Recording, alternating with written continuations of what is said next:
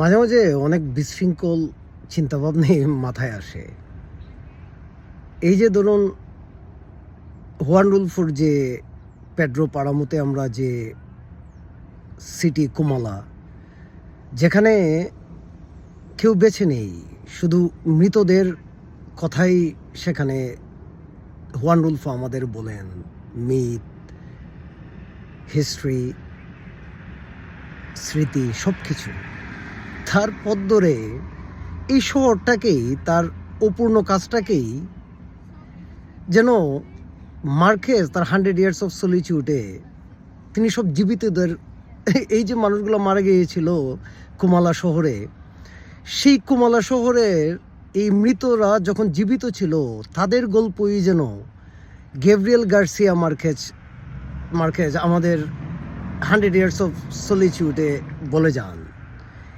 এই যে পরম্পরা, যে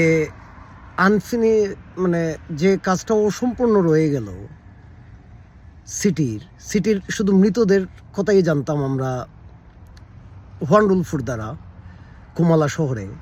সেই কুমালা শহরেরই হয়তো যারা সে সময়ে জীবিত ছিলেন তাদের কথাই যেন বলে দিয়ে গেলেন গ্যাব্রিয়েল গার্সিয়া মার্কেজ। এটি যেন ঐতিহাসিকভাবে সত্য না হোক, কিন্তু সাহিত্যের দিক দিয়ে এই যে বোঝাপড়া, মানে পূর্ববর্তীদের কাজটাকে টেনে নেওয়ার যে একটা প্রবণতা, সেটা আমরা সেখানে দেখতে পাই। হয়তো এটাই আসলে বড় লেখকদের কাজ, নিজের যে পূর্ববর্তীরা যে কাজটা করে যেতে মানে একটা ইশারা দিয়ে গেছেন, সেই ইশারাটাকে পরিপূর্ণতায় রূপ দেয়া।